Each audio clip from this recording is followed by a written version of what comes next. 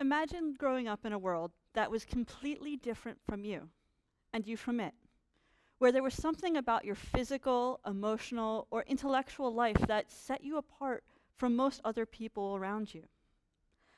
As a small child, your toys don't reflect your individual, unique potentials. Your friends can't relate to your everyday struggles. In school, your teachers act like that difference is an inconvenience, and therefore, by extension, you're an inconvenience. Sometimes you're even put in physical danger because people just don't understand that thing that makes you different. And eventually, you stop trying to understand it yourself. It becomes easy to ignore it, to brush it aside, to pretend to be someone and something you are not, in order to fit in with the status quo, to meet society's expectations. This was my experience growing up visually impaired. I was born completely blind due to cataracts, which once they were removed, I've spent a lifetime battling other complications that culminated with my vision degrading in 2016 to move me from being just visually impaired, into the realm of legal blindness. But I'll talk a little bit more about that later, because when I was a little girl, I had my Barbies, and I loved these beautiful, blonde, plastic creatures with impossible bodies who would cruise around my mom's living room in their dream car. I didn't know then that I would never have a dream car. In fact, I would never be able to drive. It wasn't until my mom explained to me this reality that I first began to understand that there was something different about me. I was different from most other people around me. Fast forward, and I'm in school. And as a small child, I left classes twice a week to work with a qualified teacher for the visually impaired, as well as an orientation and mobility specialist. And these two faculty members play really important roles in the lives of visually impaired children. They ensure that the classroom is fully accessible, that education is adaptive so that we have equal opportunity in textbooks and classroom seating. They also ensure that we have the basic skills that we need to survive as visually impaired and blind people living in a sighted world. Now, my friends would see me leaving class a couple times a week, and they'd get really curious. I'd say, Jess, why do you get to leave class? Where are you going? And I'd explain to them the best way I could, because I was little and didn't really understand, so I would talk about some of the things that I would do with those teachers. And my friends started to get a little, dare I say, jealous. They'd say, it's not fair, you get to leave school early. I can remember one time, an adult who was eavesdropping on a conversation between a friend and I stormed into the room and accused me of showing off, of bragging. And in that moment, I learned that maybe I shouldn't talk about these things with my friends. Maybe I shouldn't share with them the Braille lessons and the white cane training I was going through. In high school, my teachers liked to use a projector to project notes into the front of the classroom, and people were expected to then copy them down.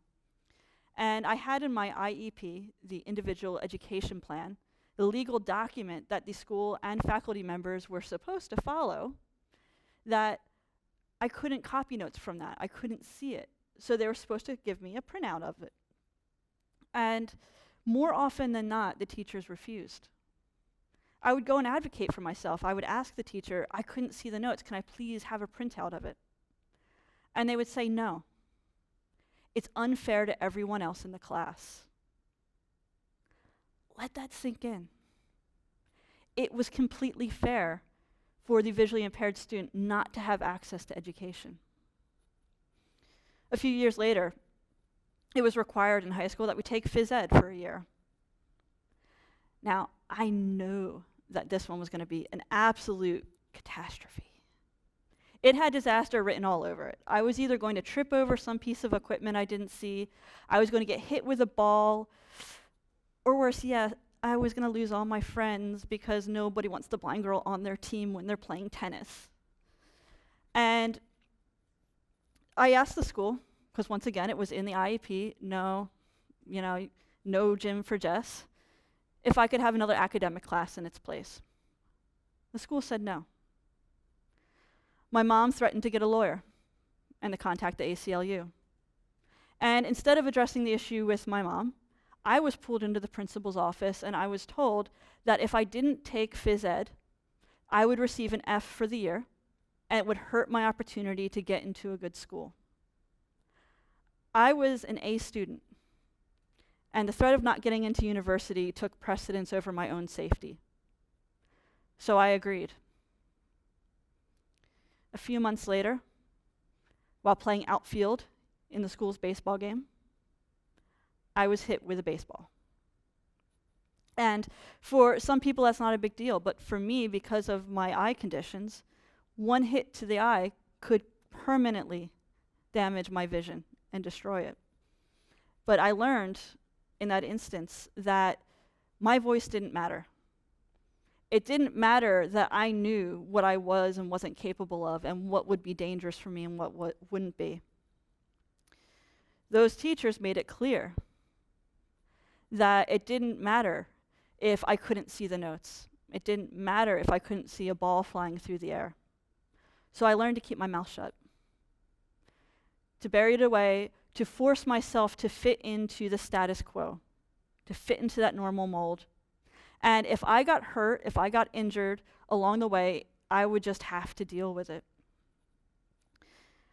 This was all true until 2016, when my vision degraded to what it currently is, which is 20/400, which pretty much means if you have normal vision, you could look at an object 20 feet away from you and see it with the clarity that you see it.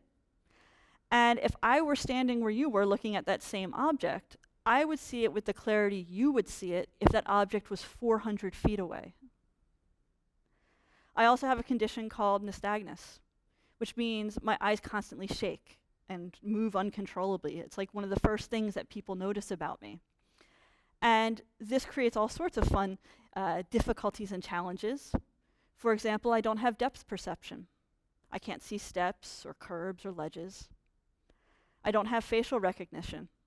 I can't recognize my friends and family by their faces. I also have motion blindness. If something's moving toward me or away from me, I don't register it. In dark environments, my vision tends to go completely black. And in bright environments like this, my vision tends to bleach out, so I have to apologize. I can't see you from here, but I know you're there. And when I went through this transition, I could no longer pass as a sighted person. I had to start carrying around my white cane, the same white cane I threw in the back of my closet when my orientation and mobility lessons ended. It was now my constant traveling companion. I had no choice but to step into the role of being a visually impaired individual. And when I looked into my future in 2016, I didn't know what that would mean for me. Any sense of certainty was gone. As I looked into the future, it was unknown. It was a blank canvas. I didn't know how my friends would react and how my colleagues would react. Most of my colleagues had no idea that I was ever visually impaired, so this was a bit of a shock to them. I also didn't know who I was going to be coming out of all of this, because I could no longer be who I once was. And when I was going through all of this, at the same time, my best friend, Sean, was running Spartan Races.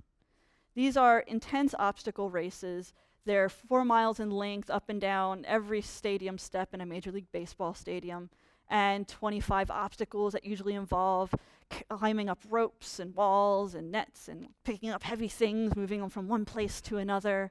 And he loved it. He was so enthusiastic about it that it was infectious.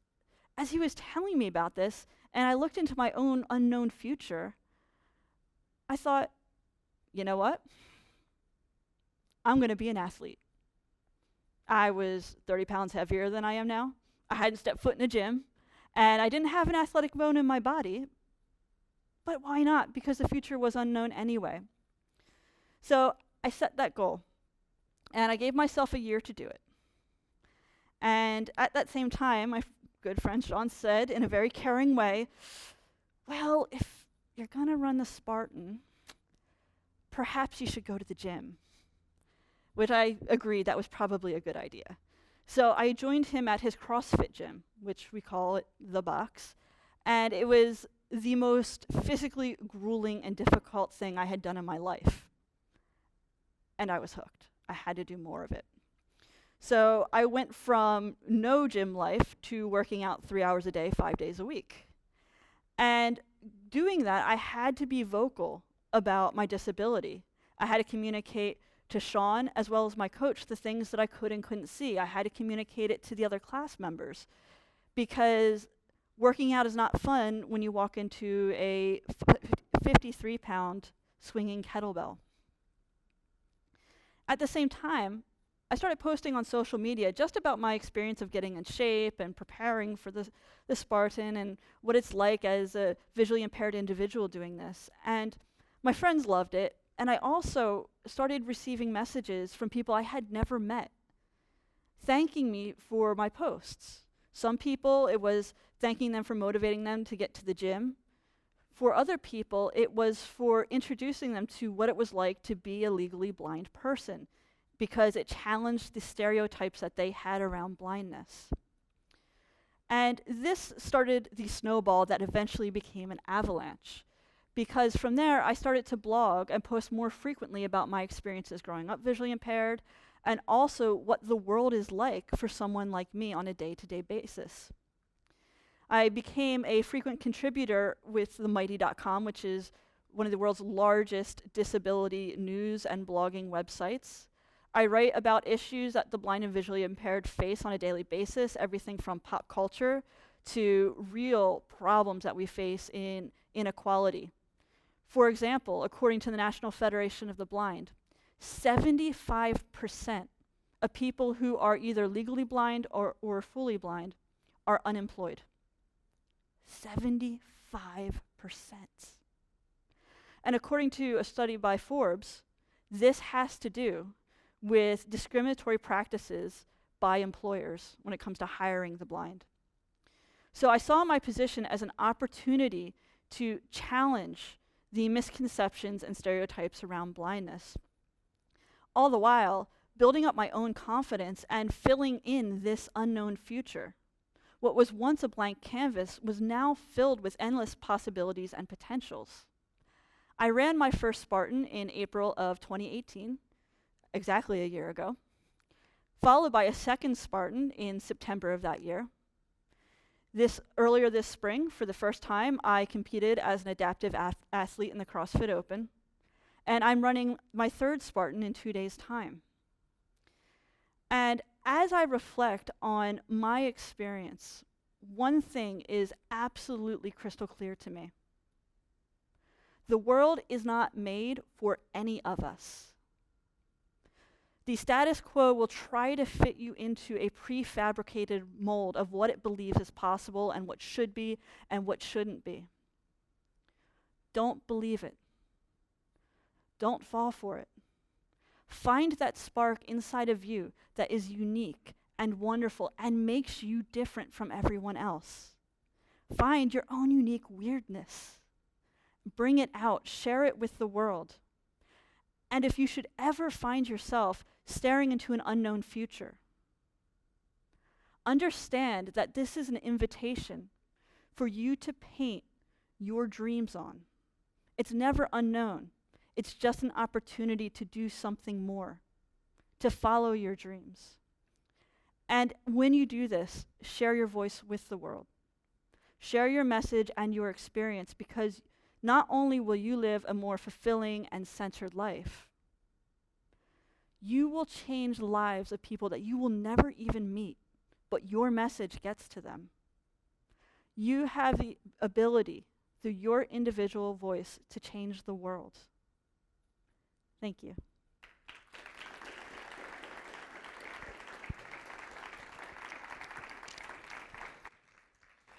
All right, let's give it up one more time for Jess. Keep it going.